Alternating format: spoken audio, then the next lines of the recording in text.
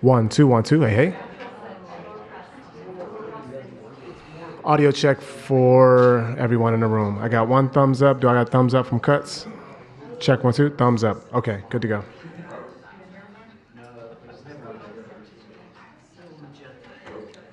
As a quick reminder, can everyone put their phones on silent, please, or turn your ringers off?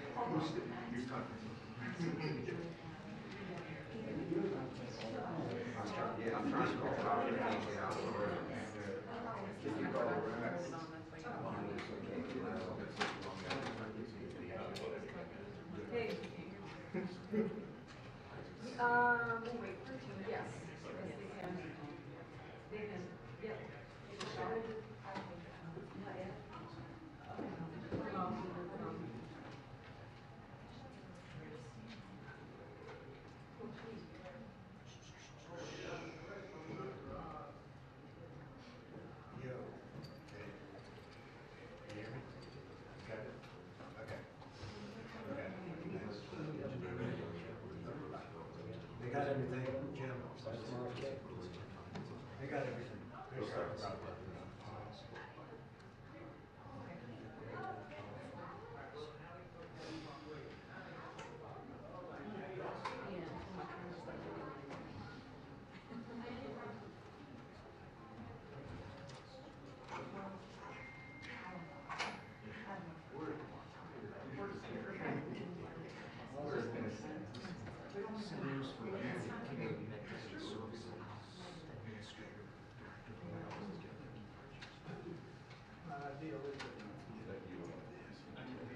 Yeah, they work this way.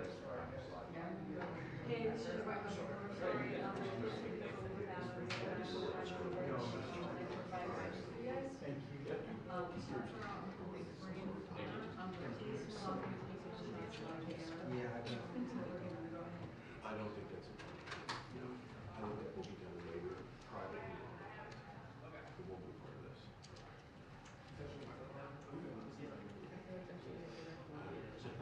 Me too. Correct, correct. Yeah. Please hold off for a Well, second. so, yeah, that's, I don't think I'm not gonna squeeze that into this one. That would be something wrong with me. Okay.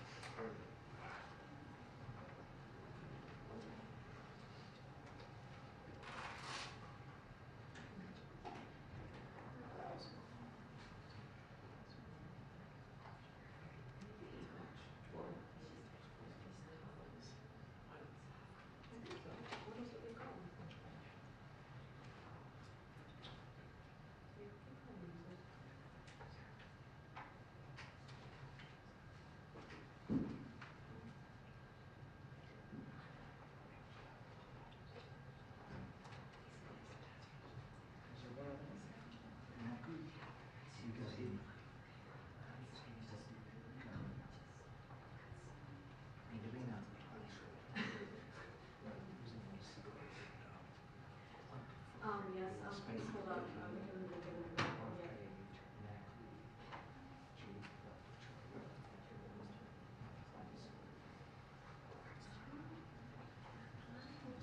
My connectivity is bad, so it doesn't know, so I can't take them yet.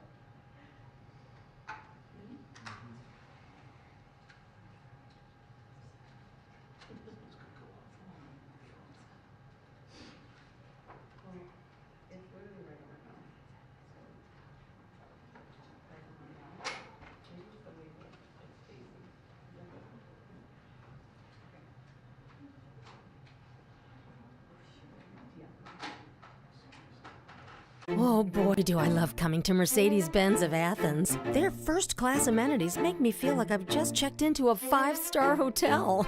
With the finest delicacies to snack on. Oh, delicious. New luxury rides with all my favorite features and a comfy lounge for relaxing. The service team treats you like an all-star for life with pickup and delivery, including loaner cars, and easy online scheduling. Experience stardom today at Mercedes-Benz of Athens.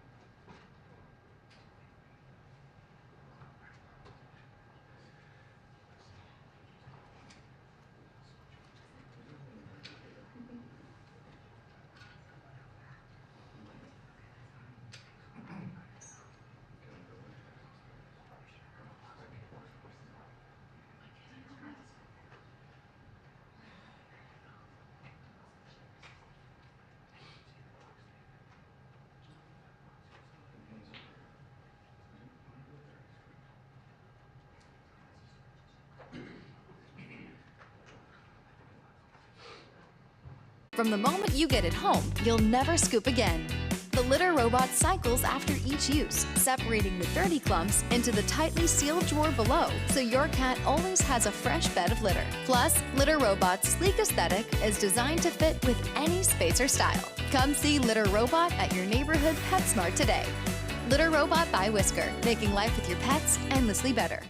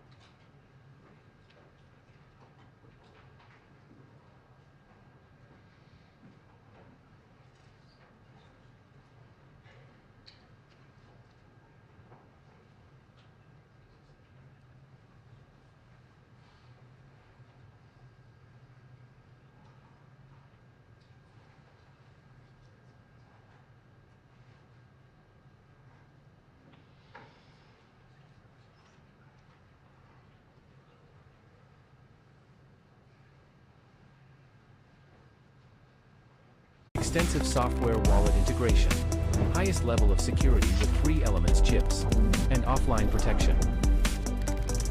Support up to 3 seed phrases, and 5,500 plus cryptocurrencies. Unhackable air-gapped mode. Verifiable transactions. Fingerprint authentication. Keystone 3 Pro. Your asset, your control.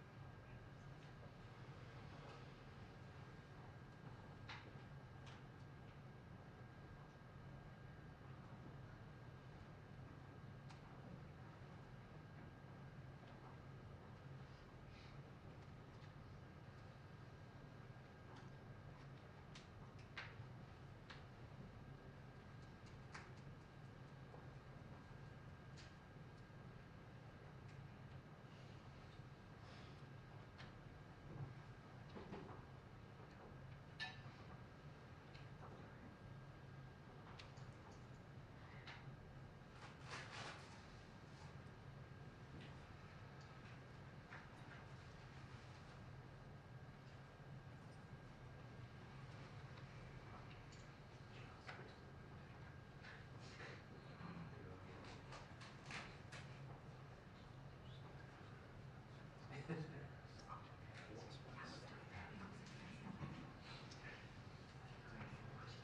it. Get that.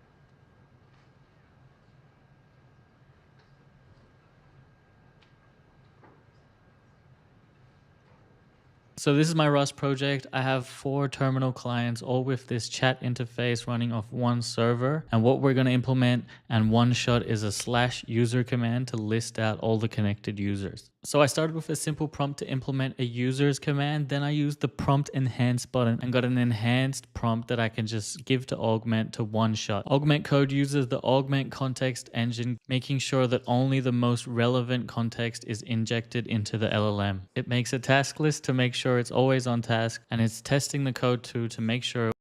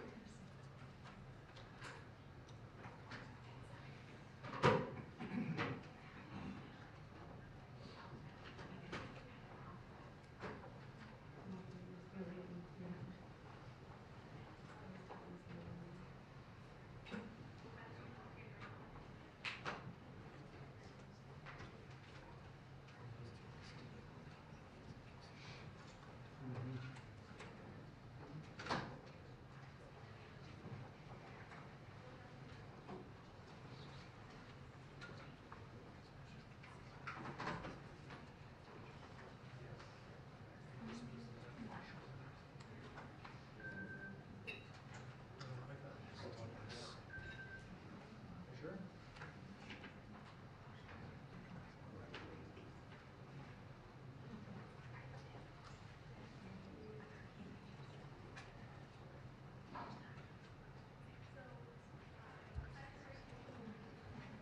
2-minute warning.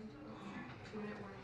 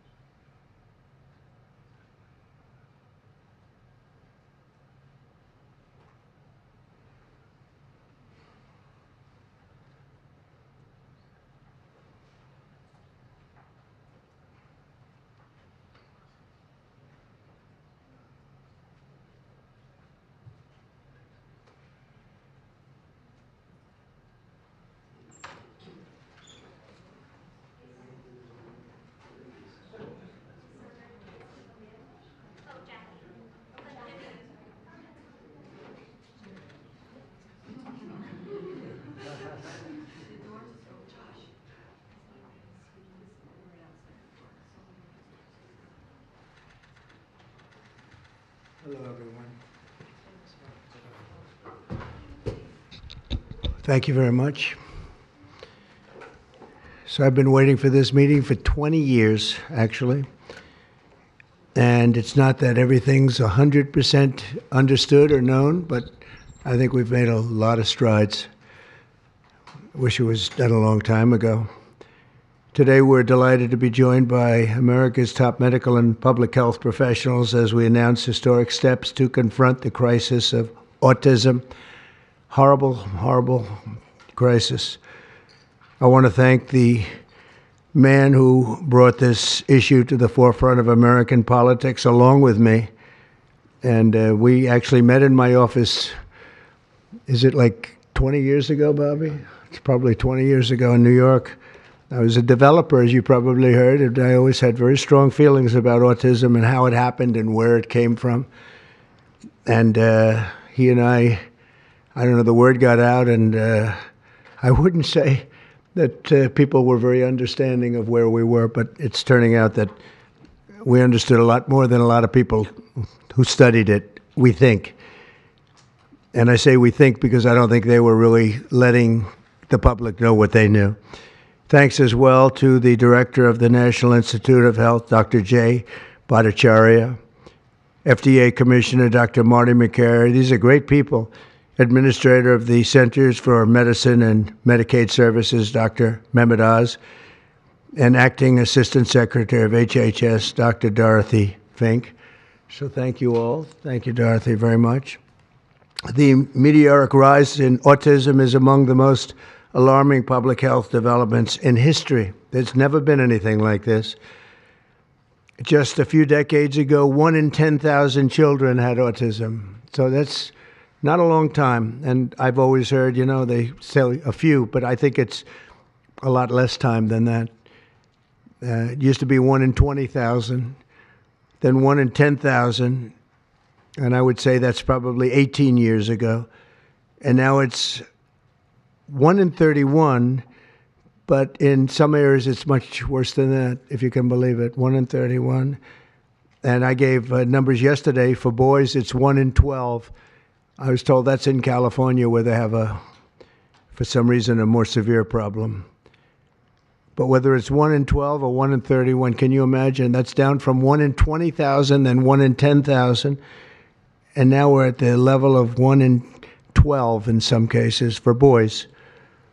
1 in 31 overall.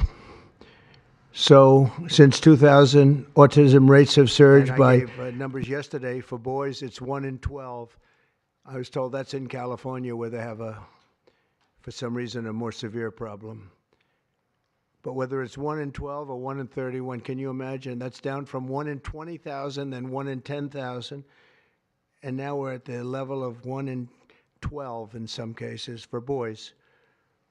1 in 31 overall. So since 2000, autism rates have surged by much more than 400%. Instead of attacking those who ask questions, everyone should be grateful for those who are trying to get the answers to this complex situation. And the first day all of these great doctors behind me were there, I told them this is what we have to find out. Because when you go from 20,000 to 10,000, and then you go to 12, you know there's something artificial. They're taking something. And by the way, I think I can say that there are certain groups of people that don't take vaccines and don't take any pills that have no autism. That have no autism. Does that tell you something? That's currently, is that a correct statement, by the way? There are some studies that suggest that, yeah, with the Amish, for example. The Amish, yeah, virtually. I heard none.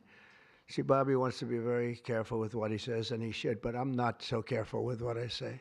But you have certain groups. The Amish, as an example, they have essentially no autism.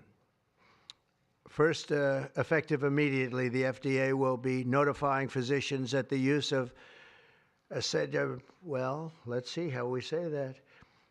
Acetaminophen. Is that okay? Which is basically commonly known as Tylenol.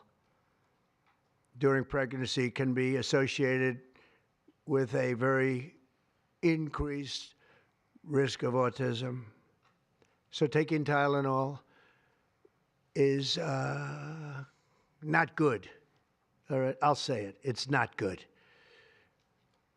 For this reason, they are strongly recommending that women limit Tylenol use during pregnancy unless medically necessary. That's, for instance, in cases of extremely high fever, that you feel you can't tough it out, you can't do it. I guess there's that. It's a small number of cases, I think. But if you can't tough it out, if you can't do it,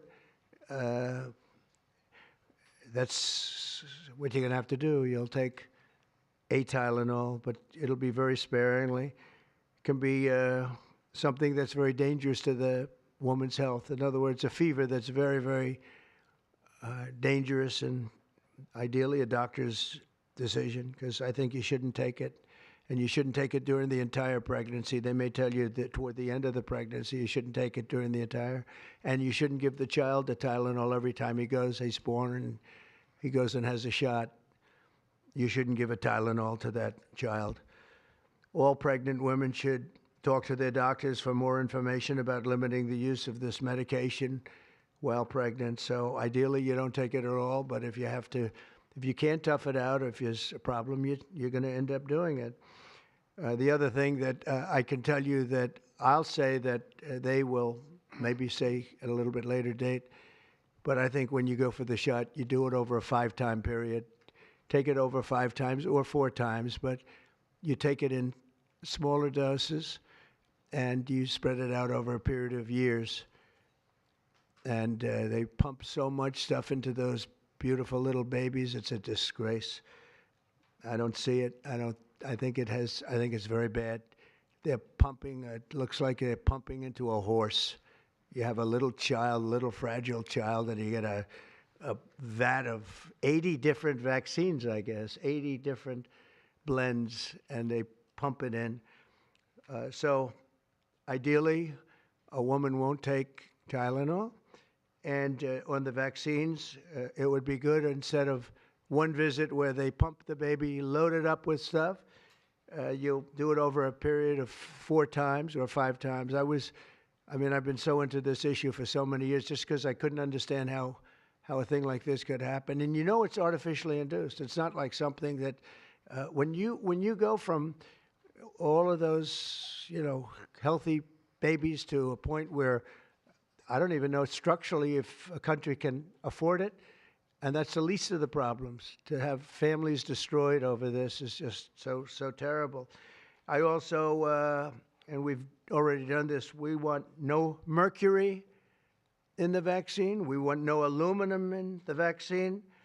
The MMR, I think, should be taken separately. This is based on what I feel, the mumps, measles, and all the 3 should be taken separately.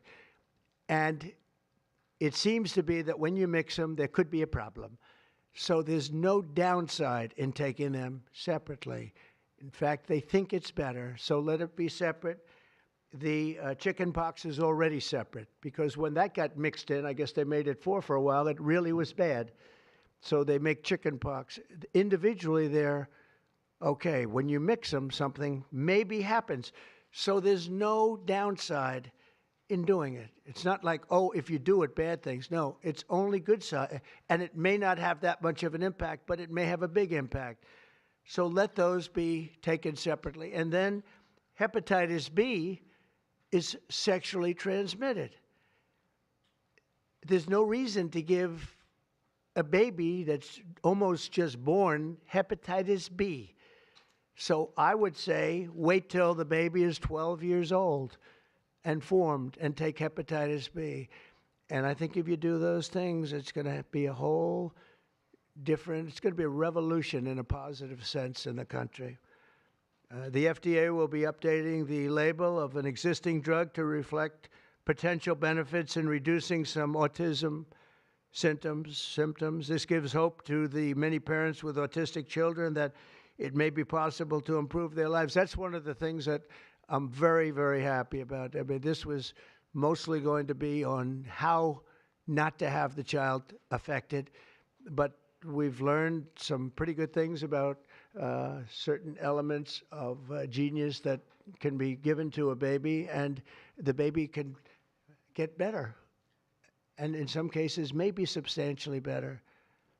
Not going to be easy, but be a lot easier if it didn't happen in the first place, as these great parents fully understand, right?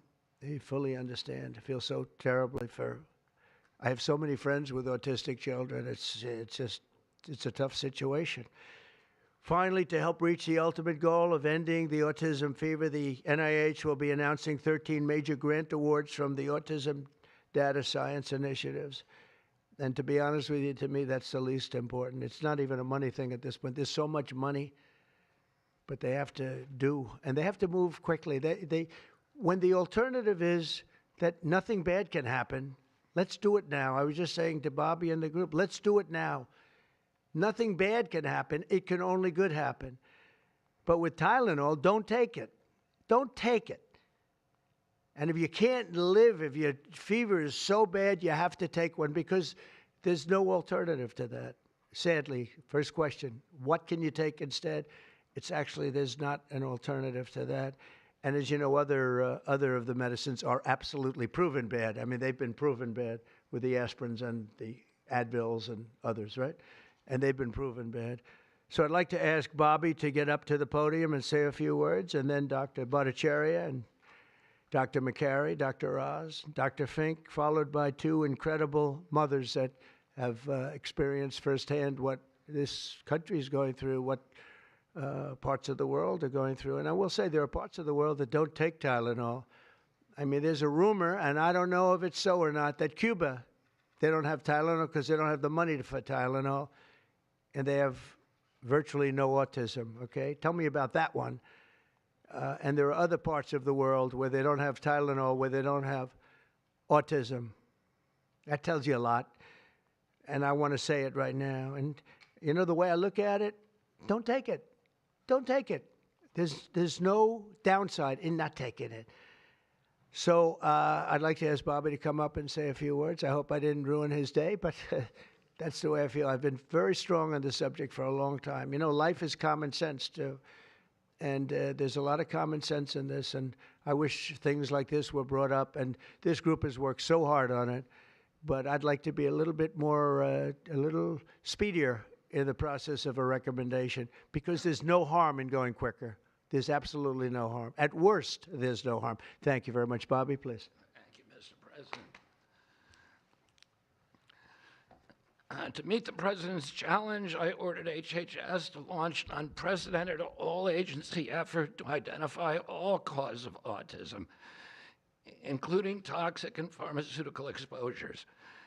At President Trump's urging, NIH, FDA, CDC, and CMS are turning over every stone to identify the etiology of the autism epidemic and how patients and parents can prevent and reverse this alarming trend. We have broken down the traditional silos that have long separated these agencies, and we have fast-tracked research and guidance. Historically, NIH has focused almost solely on politically safe and entirely fruitless research about the genetic drivers of autism. And that would be like studying the genetic drivers of lung cancer without looking at cigarettes. And that's what NIH has been doing for 20 years. As a result, we don't have an answer to this critical question, despite the cataclysmic impact of the epidemic on our nation's children. We are now replacing the institutional culture of politicized science and corruption with evidence-based medicine. NIH research teams are currently testing multiple hypotheses with no area off limits. We promise transparency as we uncover the potential causes and treatments, and we will notify the public regularly of our progress. Today, we are announcing two important findings from our autism work that are vital for parents to know as they make these decisions. First, HHS will act on acetaminophen. The FDA is responding to clinical and laboratory studies that suggests a potential association between acetaminophen use during pregnancy and adverse neurodevelopmental outcomes, including later diagnosis for ADHD and autism. Scientists have proposed biological mechanisms linking prenatal acetaminophen exposure to altered brain development. We have also evaluated the contrary studies that show no association. Today, the FDA will issue a physician's notice about the risk of acetaminophen during pregnancy and begin the process to initiate a safety label change. HHS will launch a nationwide public service campaign to inform families and protect public health. FDA also recognized that acetaminophen is often the only tool for fevers and pain in pregnancy, as other alternatives have well-documented adverse effects. HHS wants, therefore, to encourage clinicians to exercise their best judgment in the use of acetaminophen for fevers and pain in pregnancy by prescribing the lowest effective dose for the shortest necessary duration and only when treatment is required. Furthermore, thanks also to the politicization of science, the safety of acetaminophen against the risk of neurodevelopmental disorders in young children has never been validated. Prudent medicine, therefore, suggests caution in acetaminophen use by young children, especially since strong evidence also has associated it with liver toxicity. Some studies have also found the use of acetaminophen in children can potentially prolong viral illnesses. FDA will drive new research to safeguard mothers, children, and families. In addition to a possible acetaminophen connection to autism for pregnant women, infants, and toddlers, our research has revealed that folate deficiency in a child's brain can lead to autism. We have also identified an exciting therapy that may benefit large numbers of children who suffer from autism. Peer-reviewed literature has documented that up to 60% of folate-deficient children with ASD can have improved verbal communications if given leucovorin.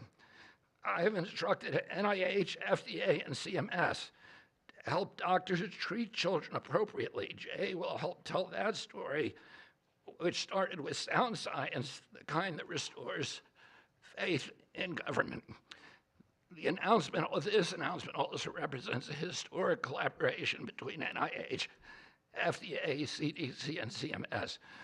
We expect this to be the first of many announcements over the coming years that deliver actionable information to parents on underlying cause of autism and the potential paths for prevention and reversal.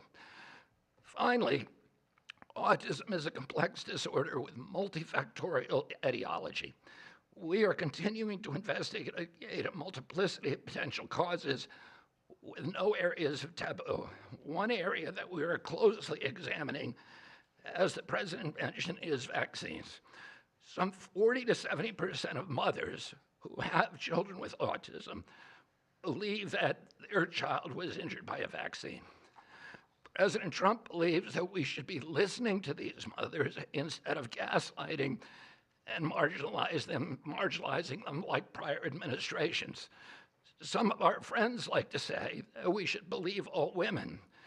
But some of these same people have been silencing and demonizing these mothers for 3 decades because research on the potential link between autism and vaccines has been actively suppressed in the past. It will take time for an honest look at this topic by scientists. But I want to reassure the people in the autism community that we will be uncompromising and relentless in our search for answers. We will perform the studies that should have been performed 25 years ago. Whatever the answer is, we will tell you what we find. We are researching this issue to all 3 agencies. Jay will discuss one of our research initiatives at NIH.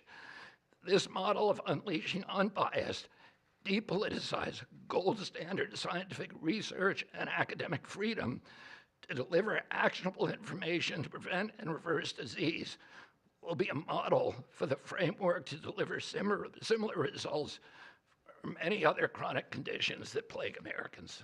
Jay? Thank you, Secretary Kennedy, and thank you, President Trump. Thank you very much. I'm proud to announce today that the NIH has launched the Autism Data Science Initiative to turbocharge autism research, devoting an additional $50 million to the cause of studying autism. Nearly 250 research teams from across the country applied, sent in their applications, and were peer-reviewed by the NIH review panels. The NIH peer reviewers chose the 13 best projects focused on root causes and therapies, with replication and validation studies to guarantee gold standard science. The studies feature a new kind of science called exposomics, where scientists consider environmental and medical factors, nutrition, events during pregnancy, in combination with biology and genetics to answer vital questions about autism. Science like this, conducted in partnership with families and physicians, is the best way to arrest and reverse the autism epidemic. Autism spectrum disorder encompasses a very wide range of symptoms, ranging from mild difficulties with social interactions to profoundly autistic children who experience severe disabilities in speech and behavior. Given this wide range of symptoms across the spectrum, it seems certain that there will be a wide range of biological contributors to explaining the cause. The great thing about the new NIH initiative on autism is that scientists will use rigorous advanced methods in causal inference, machine learning, organoids, and other fresh approaches to the problem. The sharp rise in the prevalence of autism deserves an urgent response by the scientific community. As Bobby said, the NIH has invested a lot of money to study autism over the years, but the research has not produced the answers that families and parents of autistic children deserve, and autistic children themselves deserve. For too long, it's been taboo to ask some questions for fear the scientific work might reveal a politically incorrect answer. Because of this restricted focus in scientific investigations, the answers for families have been similarly restricted, often pointing families to behavioral therapies that don't work for every kid, or suggest non-modifiable genetic factors as the cause. But genetics alone can't explain such a sharp rise in autism prevalence over just a few decades, as the President said. In coming months and years, as NIH scientists learn more that can help autistic children and their families, we won't delay. Like scientists often like to do, I can say as a scientist myself, it's really tempting to delay, but but in face of a problem like this, you have to move fast. But we will not delay before telling American people about what we find, and we will win the public trust with transparency and rigor. Already, our broadened focus on autism research has pointed to 2 items that will help families prevent and treat some cases of autism. I'll leave the good news on these 2 items to my close friends and colleagues, Dr. McCary and Dr. Oz. We've been working together closely on this problem for the past 6 months, and our cooperation represents an unprecedented collaboration with Secretary Kennedy's Department of Health and Human Services and with President Trump. I'm delighted to introduce Dr. Marty McCary, Commissioner of the Food and Drug Administration, who will tell you about these announcements of practical help for families with autism. Great, thank you, Dr. Bhattacharya. Mr. President, this is the start of a historic shift in medical culture. This administration is working together to ask big questions about why our nation's children are getting sick so fast. Too often, medicine is doing small little studies, giving us answers we already knew.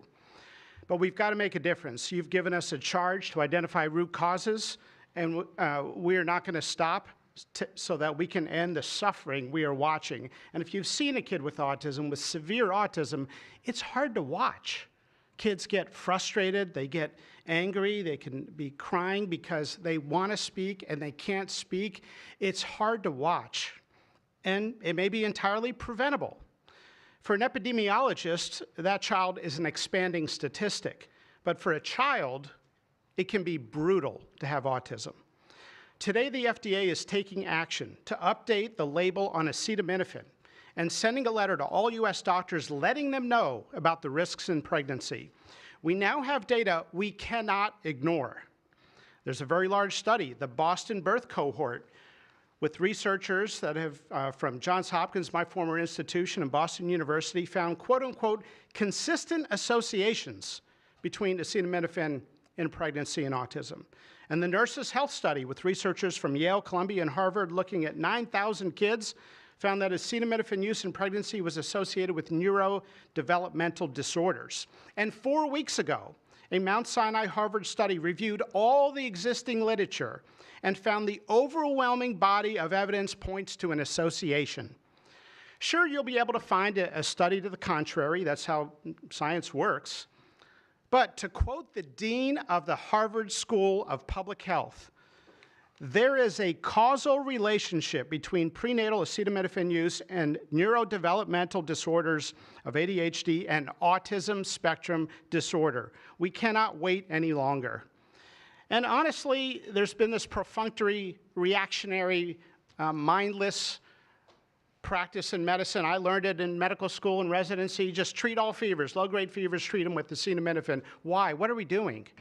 A study out of Hopkins actually showed that treating a fever can prolong the duration of illness in a young kid. Maybe that's because a fever is a body's natural way of ridding an infection. When my wife was pregnant and delivered our son a few months ago, they pushed her to take acetaminophen for a low-grade fever. She said no, and then they looked to me and I said, absolutely no. I'm also here to announce good news. Today, the FDA is filing a Federal Register notice to change the label on an exciting treatment called prescription leucovorin so that it can be available to children with autism. You know, autism may also be due to an autoimmune reaction to a folate receptor on the brain, not allowing that important vitamin to get into the brain cells. It's a fairly established, mature pathway. Again, we have a duty to let doctors and the public know we are going to change the label to make it available. Hundreds of thousands of kids, in my opinion, will benefit. One study found that with kids with autism and chronic folate deficiency, 2/3 of kids with autism symptoms had improvement, and some marked improvement. Mr. President, you told us to do what's medically right, to go bold, and not worry about the corporations and the lobbyists. So that's what we're here doing today. Thank you, Mr. President. Good, thank you. Thanks, Marty. I think you all appreciate the passion in the President's voice. We've been hearing that since the inauguration. In fact, even before the inauguration, the President was upset about what he spoke to today. And so together with Secretary Kennedy, who's made it his life's work to address some of these challenges with autism, they challenged us. In fact, they were harsher than that. They wanted no silos to break down what the NIH would do, what the FDA would do, what CMS would do. They insisted that the physician leaders bust through the clutter because their agencies had the power if we didn't do what every other prior administration had done, which is to let people function within their siloed environments. Because of that, in historic fashion and a very accelerated manner, we have a response today to the autism crisis. It is the first of several chapters, but this is breaking news. You've heard some of it. The response to the autism crisis is going to continue to come to you under Secretary Kennedy's leadership, and the President wouldn't have it any other way, as you've heard. The FDA, based on NIH research, is approving prescription leucovorin for treatment of autistic children. Now, if you're following the script, there should be two questions that you have, two questions that should come to your mind. The first is, how will patients and parents get access to the treatment? I'll tell you how. Over half of American children are covered by Medicaid and CHIP, government health insurance, over half. And therefore, because they're covered in Medicaid and CHIP, upon this label change by Marty, state Medicaid programs in partnership with CMS will cover prescription leucovorin around the country. It's yours, but you have to go to a doctor to get a prescription because they know your child, they know you, and they know the medication. States will also have tools to monitor its use and ensure appropriate utilization. That's important for a bunch of reasons because we want the right kids getting the right prescription medications. We believe private insurance companies will rapidly follow our lead if they have not already done so. And again, to make sure that this is safe and effective treatment, you need a physician to prescribe the medication because it's on prescription. Second big question, how are we going to collect clinical data to answer the big questions that the President is asking and the Secretary insists that we offer? CMS is also issuing guidance to convene states and existing research networks to support NIH and FDA in their research efforts of prescription leucovorin, while also maintaining the privacy of all patients, all health information of our beneficiaries. Collecting real-world data, which is what many of you have been asking us to do in the community, is fast, it is life-saving, and we'll get answers based on what happens over the next few months with this approach. The aggressive approach, and it is aggressive, demanded by the President and by the Secretary, have already identified risk factors and opened the door for the first FDA-recognized treatment pathway for autism. It is the first of its kind, and it wouldn't have happened without the leadership of the President and the Secretary. The fivefold increased prevalence of autism over the past 25 years demands a rapid response. The average clinician, researcher, we spoke to many, thought it would take 5 years to get this data. Parents are unwilling to wait 5 years. The President is unwilling to wait 5 years for these results. So the President and the Secretary are acting today with this tri-agency move. The administration's bold actions investing in groundbreaking research follow the science, they restore trust, which has been lacking, and they will change the trajectory for millions of American families. Mr. President, God bless you for being brave. So let me introduce Dr. Fink, who's acting administrator, and after Dr. Fink, we've got some wonderful women, Jackie and Amanda. I know it's going to be tough, but if you can make some comments about this historic day, God bless you. Thank you, Mr. President, for this opportunity to speak with all of you today. As a pediatrician and mom, I am here today to talk about what this announcement means for the millions of moms and dads who are faced with the choice of whether to take acetaminophen during pregnancy. It's hard to hear information that challenges the status quo. We are sharing this information not to confuse, but to empower parents to make the best choices when taking medications during pregnancy. We are all concerned about the rising rates of neurodevelopmental disorders, including autism. President Trump and Secretary Kennedy are dedicated to radical transparency so that patients have the best, most up-to-date information. We are also sharing this information with our nation's doctors, and we encourage you, as always, to consult with your doctor to make the best decision for you. All too often, it's easy to think that medicines we buy without a prescription pose little to no risk for the mom or the baby. As you heard today, pregnant women who need high fever or pain reduction during pregnancy should take the lowest effective dose of acetaminophen for the shortest possible duration. Most women will not meet these indications during their pregnancies. I am encouraged by these developments today because it is another example of our commitment to the American people to leave no stone unturned in improving the health of our nation's children. Next, I'm going to turn it over to some incredible mothers who are going to share more about their stories, and we're so grateful to have you here today.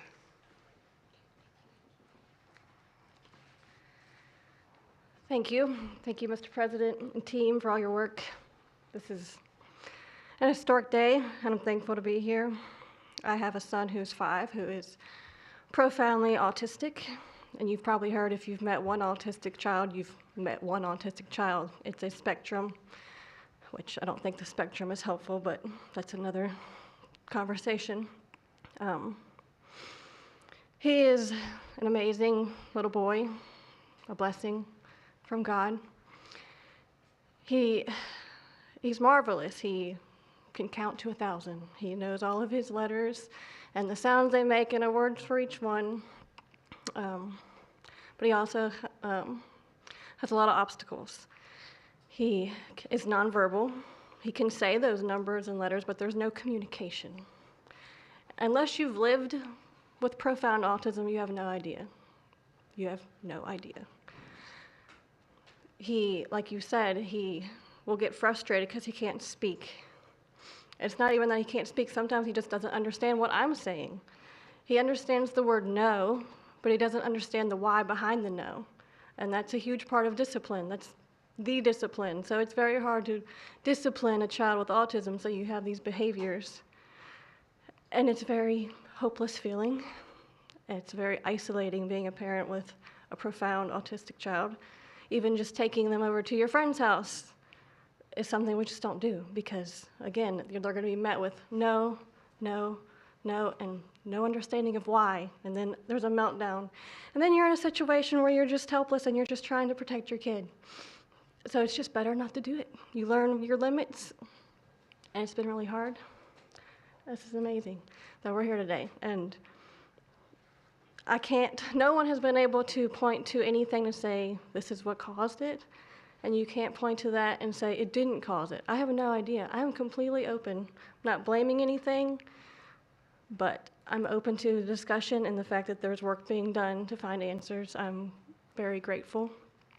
I was already excited to vote for Mr. Trump anyway, as president, but when we got word of RFK doing his work, I was ecstatic. I could not wait for this work to be done, that somebody would try to find us some answers. I'm just very grateful. I pray for my son every day and hope that he can get the help that he needs. And just thank you. Thank you. Thank you very much. Thank you, Tony. You take care of yourself. Thank you.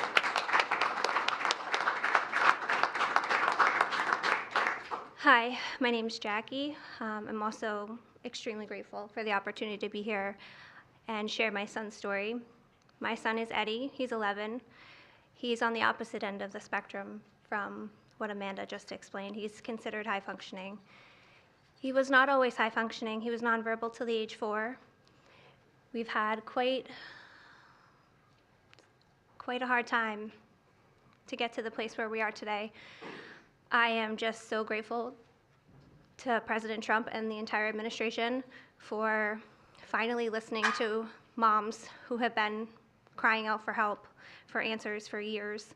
I've met so many other moms with children on the spectrum in the 9 years since my son's diagnosis, and they all have very similar stories, and they've all just wanted somebody to listen, to not ridicule them or look at them like they were the crazy people. It's hard when you don't have doctors that take the time to really listen and find out when the change happened and what change happened. And it's just, I've been praying for this day for 9 years, and I'm so thankful to God for bringing the administration into our lives. And I'm speechless. This day is a day I never thought would happen. I thought that we would never have an administration that was courageous enough to look into things that no prior administration had. So I'm just here to express my gratitude, and I am looking forward to what comes from this, and hopefully we just get more answers. So thank you. Thank you very much. So I just want to say acetaminophen is basically Tylenol, essentially, because I noticed that term is used throughout this conference. So it's essentially Tylenol. And I just recommend strongly that you don't use Tylenol unless it's absolutely necessary. I understand it's maybe 10% of the women that are pregnant are, would perhaps be forced to use it. And that would mean you just can't tough it out. No matter what you do, you can't tough it out. So that's up to you and your doctor. But this is a very strong recommendation, maybe stronger from me than from the group, because they're waiting for certain studies. I just want to say, I want to say it like it is. Don't take Tylenol. Don't take it. If you just can't, it's just fight like hell not to take it.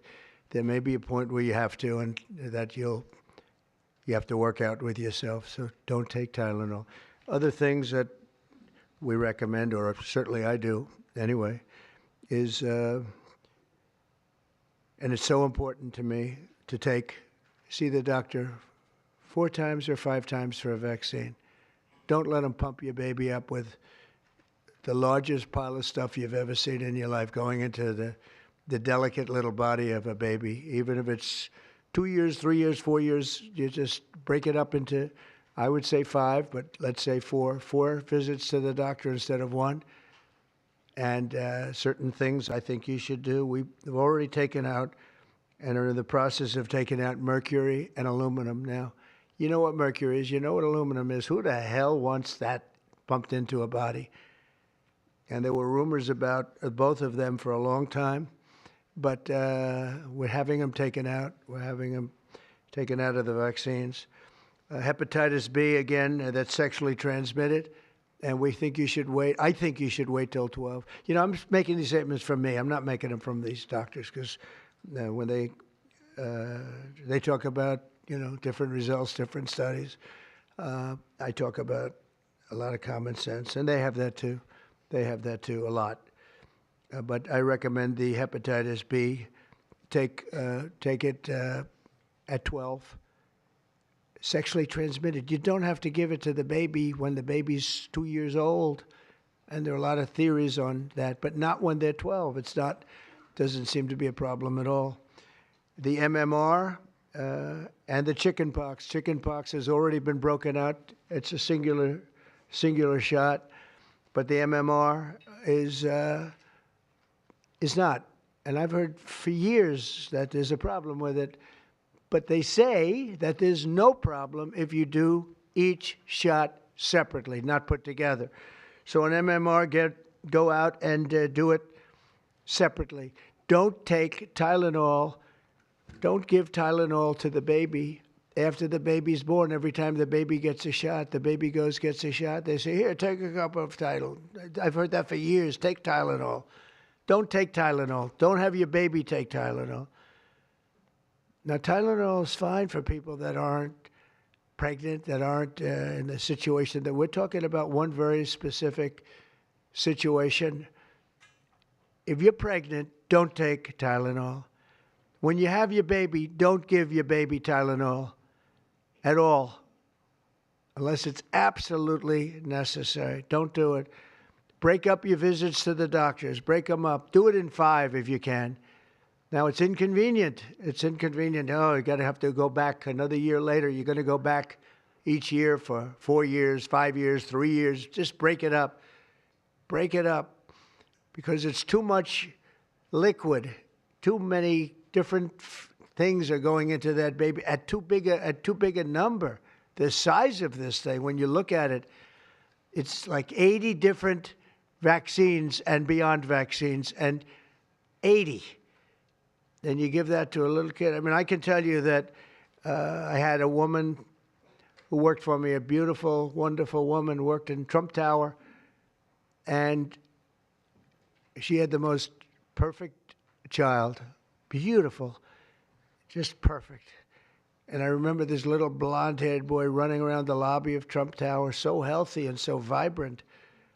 And I said, that's great. And one day I came in and she was crying, her eyes out, behind the counter. She worked at the front desk. She was crying her eyes out. I've never, as much as I've ever seen anyone distraught, she was. I said, are you okay? What happened? My boy, I've lost my boy. What does that mean, your boy? My boy, you know him, sir. You've seen him grow up. He was so beautiful. And I took him for a vaccine, sir. And he developed this unbelievable, I think she said 107, 108. You know, it goes well beyond when this happens. It goes up to 106, 107, 108.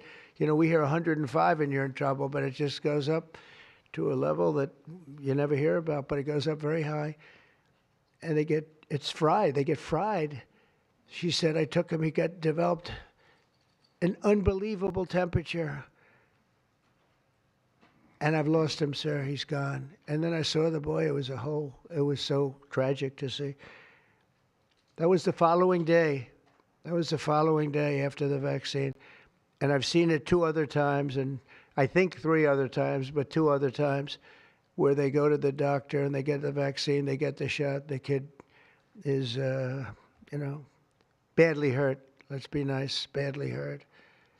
And just do it. Break it up into 5. Break it up into 4. Break it up into 3 if you have to. But go to the doctor 4 times instead of once, or 5 times instead of once. And for some reason, they insist that you put it all into the body. And maybe that's the drug companies that make more money that way. Maybe it's the doctors because they don't want to be, doing this so much. Maybe it's the doctors. They get maybe more money. Who the hell knows what it is? Don't do it. Get them broken into 4 or 5 visits. Do it 4 or 5. That means you have 20%, 25% what you're putting into the baby's body. It can only help. It can only help. And the other things I told you about, just the word tough it out. It's easy for me to say tough it out, but sometimes in life with a lot of other things, you have to tough it out also. Don't take Tylenol. Don't give Tylenol to the baby. When the baby's born, they throw it at you. Here, give them a couple of Tylenol. They give them a shot. They give them a vaccine. And every time they give them a vaccine, they're throwing Tylenol. And some of these babies, they they're long born, and all of a sudden they're gone. And it doesn't hurt not to do it. It doesn't hurt. There's no downside. There's no downside at all. And break up MMR. Break it up. It's practically a known fact that if you break it up, you're not going to have a problem. But for years, we've been hearing how bad MMR is as a combination. And I'm very happy that you broke out chickenpox, because that was really a problem. And there are other things. It's interesting because there are other things, we were talking about it, other different drugs, pills that you take that we know are so bad and they don't take them anymore. But for some reason, with this, they keep taking it. Don't take Tylenol. There's no downside. Don't take it. You'll be uncomfortable. It won't be as easy, maybe. But don't take it. If you're pregnant, don't take Tylenol. And don't give it to the baby after the baby is born. And you know, we have more than 3 years left. And I told Bobby and the doctors behind me, and they are so committed to this, I told them that this is the number one thing I want to do from you. And you know, we have something else called favored nations, where I'm going to be reducing drug prices by 1,000%, by 900, 600, 500, 1,200. We're going to be reducing drug prices at levels never seen. It's called favored nations. We're going to be paying what right now, we're like the garbage can for the rest of the world, and we have been for forever. We pay much higher for drugs than the rest of the world. We subsidize the rest of the world. We're not doing that anymore. And that's a big thing. That's a big thing. That's bigger than anything. I told the story the other night that I was so proud in my first term that for the final year, drug prices went down 0.25%. And I was so proud. I said, why? I'm the first one to do it. I think it was 28 years, they said, where drug prices went down from the beginning of the term to the end. And I was so proud. I called a news conference. I said, you know, drug prices have gone down. First time it's happened in 28 years. You know what it was? 0.25%. I was so proud. Now we're going to have them go down from $100 a pill to $9 a pill. From $1,300 for a shot of like an Ozempic or the fat, I call it the fat pill or the fat drug. Sometimes it works, I guess, for people. The ones I've seen, it hasn't worked so well. I got a lot of friends, they're fat. They said, yeah, I lost some weight. I said, you don't look it to me. But they paid $1,300, $1,200, and they go to London and they pay $88. And they call me, they go, what's this all about? We're subsidizing the rest of the world stupidly because we have a lot of stupid people in this country running things. And how big is that? But to me, that's nothing compared to autism. I see that gorgeous boy. I have a big present for him in the back. You know, you bring him back. We're going to bring him into the Oval Office. I have the best present he's ever going to get, okay? A big one. I saved it for you, okay? Because I heard you were coming. Look how beautiful he is. So that's it. There's nothing much to say. Don't take Tylenol if you're pregnant. And don't give Tylenol to your child when he's born or she's born. Don't give it. Just don't give it. And we're going to have, I think, really, if you do all the things that I say, break it up. Just break it up. Break up the shots with the doctor. MMRs, as I told you, separate, separate, separate. Chickenpox already separate. You do these things. I'm telling you, I want to, when I leave office, I don't want to have, it's going to be the kind of number that we're hearing where it's 1 in 32 or 1 in 10, because I've heard 1 in 10 also. And in California, it's really bad. I want it to be, let's get it back to maybe 1 in 10,000 or 1 in 20,000 or maybe none in 20,000.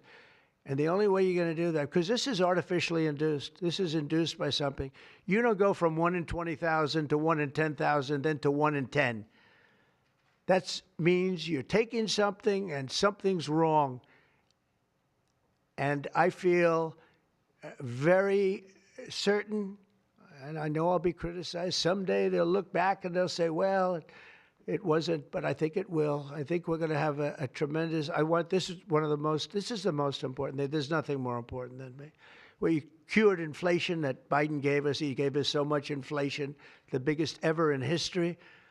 We got inflation done. We brought prices down. We gave you the largest tax cuts. All that stuff, it doesn't mean a thing compared to what we're doing today. This means everything.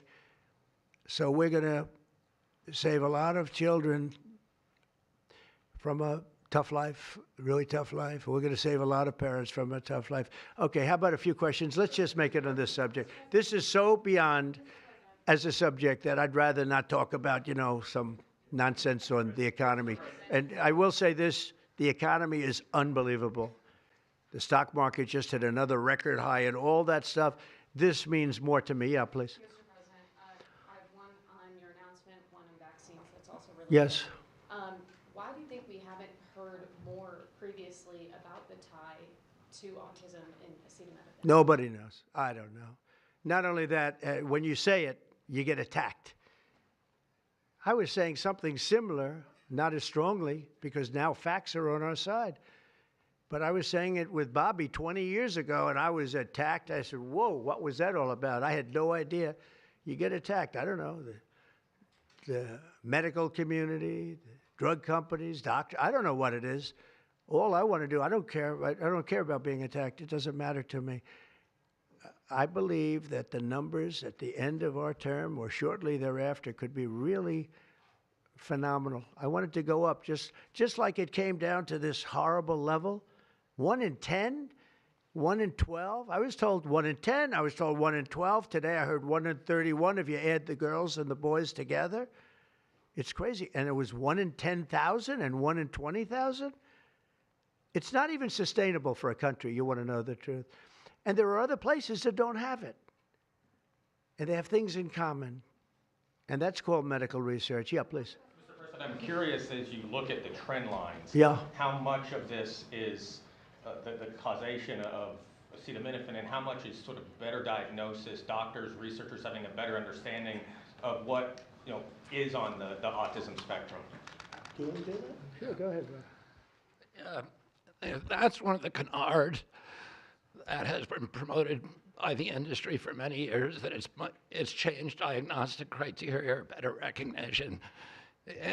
But there's been study after study done of that completely debunks that. One of them by the Mind Institute at UC Davis, University of California. But also it's just common sense, because you're only seeing this in people who are under 50 years of age. If it were better recognition or diagnosis, you'd see it in 70-year-old men. I've never seen this happening in people my age. I've never seen a case of full-blown autism, and that means profound autism. I want to be very careful. Head banging, stimming, toe walking, nonverbal, non-toilet trained. I've never in my life seen a 70-year-old man who looks like that. You're only seeing it in the kids. It's an epidemic.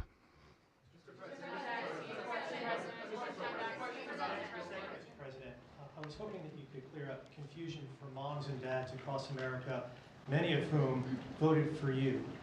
There's a statement that was put out by the American College of Obstetricians and Gynecologists, and in their statement, they write, acetaminophen remains a safe, trusted option for pain relief during pregnancy, and that's at odds with what you said and with what many of the experts say. How do you... It's the establishment. That's the establishment. They're funded by lots of different groups. And you know what? Maybe they're right. I don't think they are, because I don't think the facts bear it out at all. They're fighting for something that, in my opinion, they shouldn't be fighting for. But here's the thing. There's no downside to doing, other than a mother will have to, as I say, tough it out a little bit. There's no downside to doing this. It's not like, oh, if you do this, you're going to die. There's no downside. There's no downside to going over a 4-year or a 5-year period or a 3-year period, or even if you space them out for 6 months, you space it out. There's no downside. And that's why I will say the gentleman behind me, they have very strong views, and they feel that we're right, but they'll have more research done over the next 2 months. I said, well, 2 months is a long time. A lot of people could be saved, and there's no downside to doing it. Everything I said, there's no downside to doing it. It can only be good. And I think you're going to see very good results. That's establishment stuff, and we've been reading that about a lot of things for years. And you know what's happened? We've gone from 1 in 20,000 to 1 in 10,000 to 1 in 32 to 1 in 10. Think of it. 1 in 10 or 12 or 1 in 31. Think of it. 1 in 31 people, young kids, get autism? What is it, Jeff? My question is about leucovorin. You mentioned that as part of your plan. That is also a chemotherapy treatment. Have you been in touch with the drug companies to Why don't increase I have the production doctor about answer that? And just, I'm going to throw in my follow-up at the same time. Dr. Oz mentioned that this will be available with CHIP, children who are on CHIP. But the big beautiful bill reduced funding for CHIP and Medicaid by $1 trillion over the next 10 years. Are you concerned that that will impact your ability to get this drug out? I'll explain it to you in a second, but please go ahead. Thank you. Thank you. Leucovorin is not a chemotherapy, but it is a vitamin given with chemotherapy sometimes. And the idea here is that the folic acid receptor in the brain is blocked by some antibody response. It might be 20, 40, 50% of kids with autism. And leucovorin will bypass that blocked receptor. And that's why so many doctors are probably seeing so much clinical improvement on kids with leucovorin. So are you going to increase production? Yeah, we've been in touch with the companies, and they are prepared to ramp up production. And we actually talked to them about a month ago. And on your second part of your nasty question, the number is that the great big beautiful bill, which is the greatest, I think one of the best things ever passed in the history, with the tax cuts and regulation cuts and all of the things it does, no tax on tips, no tax on Social Security, no tax on overtime, all of it does. It also gives $200 million, as just explained by Dr. Oz, and I'd like you to explain that to exactly what you're saying. The Big Beautiful Bill actually increases Medicaid spending projected over the next 10 years by $200 billion. There's also a $50 billion Rural Health Transformation Fund, which will allow a lot of these programs to get in the rural parts of the country that the President and Congress are handing to governors to start distributing. Those grants have already gone out. The money will be allocated by the end of this calendar year. And I want to point out that the ability of NIH to do research that feeds and hands the ball to the FDA, which then can change labeling to allow Medicaid programs in states to fund this program, will ensure that the things that President Trump and Secretary Kennedy desire are financially affordable for the families around America. You mentioned CHIP, sir. That's why I asked that question. You mentioned that CHIP would fund this for children. Well, most of the kids are on Medicaid, probably 43% on Medicaid, another 8-10% on CHIP. And all the programs in general are being evaluated. Most of what the One Big Beautiful Bill was seeking to do was to remove fraud, waste, and abuse. But the programs themselves should stay financially intact for the people for whom they were designed, and in this case, for children. And the only thing we cut, so that's $200 billion positive. The only thing we cut was for fraud, waste, and abuse, of which there was a lot in this country, and nobody minds that. Yeah, please. Mr. President, you said that there is no reason to give newborn babies hepatitis B vaccines. But hepatitis B can be contracted not just through sexually transmitted diseases. It can come from needles to open wounds. So when you say you feel, is that appropriate to be telling? I think it's absolutely appropriate. I think they should wait till they're 12 years old. Yes, please. You've been talking about reducing autism by spacing out vaccines. Would you like other combined vaccines babies receive to be spaced out like MMRV? What is this again? You've been talking. Speak up, please. You've been talking about reducing autism by spacing out vaccines. Right, correct. Would you like the other combined vaccines babies receive to be spaced out like MMRV? I would say yes, but that just is, for me, it's a lot of common sense involved in this. It's a process, but we're looking, but it should at least be given separately. Now, it's possible that you can reduce them and I'd give them in small doses, but it's possible maybe in that particular case, the MMR wouldn't work in small doses, but you can certainly give them as separate shots. It's been proven to be very safe when you give them in separate shots instead of mixing. So I don't think there's any reason to do that. Do you agree with it? I'm not a doctor, but I'm giving my opinion. I don't think there's any reason to do that. So it's been proven to be safe when you break them up. But MMR by itself, I've heard bad things about it for many years. Yes, please. Mr. President, is the spectrum too broad, in your opinion? For research purposes, you are dealing with a population of children who might have social boundary difficulties, and then you have children who are, going to grow up to be adults in diapers. I mean, what do you think? We don't know how broad the spectrum is. We don't know exactly where it starts and where it ends, but we do know what we're going through. We're going through some very serious trouble, and we know autism. I mean, it could be bigger, it could be small, a little bit smaller, but the number is unacceptable. And the number, the way it's come down, because the spectrums remain the same, the number, the way it's come down is just unacceptable, meaning come down to that level of 1 in 10, 1 in 12, 1 in 31. Go ahead, in the back. This question is more directed towards Secretary Kennedy. He's talked about that we're just kind of finding out about the fact that babies are affected this way. Is there a concern that information is being suppressed right now within HHS, and could an investigation perhaps be launched? Well, I think information has been really not given out very freely over the years, absolutely. And I think that's by drug companies and maybe doctors, but I certainly think that over the years. I think this is a different group. We have a lot of information. And that information, I mean, it's the information that we have that we're making these statements. And I'm making them out front, and I'm making them loud, and I'm making them strongly not to take Tylenol, not to take it. Just don't take it unless it's absolutely necessary, and there's not too many cases where that will be the case. And again, what's the worst? The worst is nothing can happen. It's very positive. That's a positive thing. But I don't believe I don't actually believe that's possible. I think the results are going to be amazing. I want to see amazing results by the time I leave this beautiful building. And I will consider this, I believe, you know, with the wars, I've stopped 7 different wars. I've saved millions of lives. I've done a lot of things. This will be as important as any single thing I've done, because I know ladies, beautiful ladies just like this that are going through the same thing, and it's not easy. And I admire you for being able to do it. But I admire him too. I wish I had a face that looked like that. If I looked like him, I would have been president a long time ago. Is widely used in other countries too. As you make this announcement, do you expect your decision may affect? I hope they follow it. Yeah, I hope they follow it. Yeah, other countries are, you know, sell Tylenol. Some countries don't. I mean, I hear Cuba now. Again, you'll have to check this out.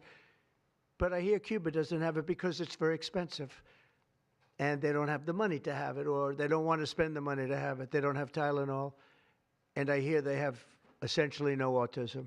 So you'll have to check it out. Yeah, Brian, please.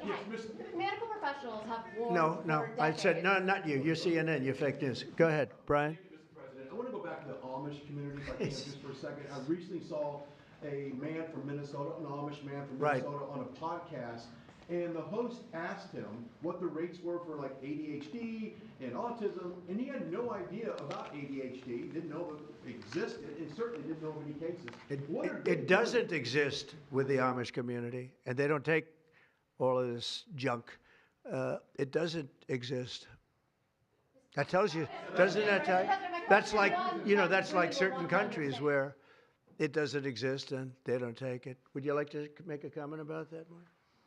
The Amish population, a very mixed group. So there's a subset that take vaccines, a subset that does not. And we know they have very low rates of chronic disease all across the board. Please. Thank you, Mr. President. Should the establishment media show at least some openness to, you know, trying to figure out what the causes of autism are? I wish they would, yeah. And why are they so closed-minded? Well, they just, look, it's not only the media, in all fairness, it's some people. When you talk about vaccines, they go crazy. And, you know, I'm a big supporter of vaccines. I got a certain vaccine approved in 9 months that would have taken from 5 to 12 years. I'm very proud of it. A lot of people think it was one of the greatest things I've done, and some people think, mostly Republicans, actually. I'll tell you, the Democrats think it was, they think Operation Warp Speed was one of the greatest things any president has done, any president. It's, you know, we're very proud of what happened. We got hit with something that came from a place that shouldn't have happened, but it did happen. You know, those things take place, and you're very unpleasantly surprised. But no, I'm a big believer in vaccines. The polio vaccine, big believer in vaccines. I know Bobby and you guys have it out a little bit, but he's a believer in vaccines too. But I've seen how great vaccines can be, how incredible they can be. So I'm a believer. Yeah. Yeah, please. Your comments you made about MMR and hepatitis B, I know Right. you said those were your suggestions, but have you spoken with Secretary Kennedy about actually making those changes? I have, yeah, I have. I've spoken to all the doctors about it, and doctors that are not here right now. I've spoken to many doctors about everything we're talking about. And you know, the Tylenol has started to be spoken of over the last period of time, but we've been doing the research. A lot of what they've been speaking about comes from right here, by research done by these people. And I just say it again, don't take Tylenol. Don't take it. And don't give it to your child after your child is born. And do all those other things, little things, just spread out your visits, et cetera, on the vaccine. And I want to thank everybody. This is a very important day. Thank you very much.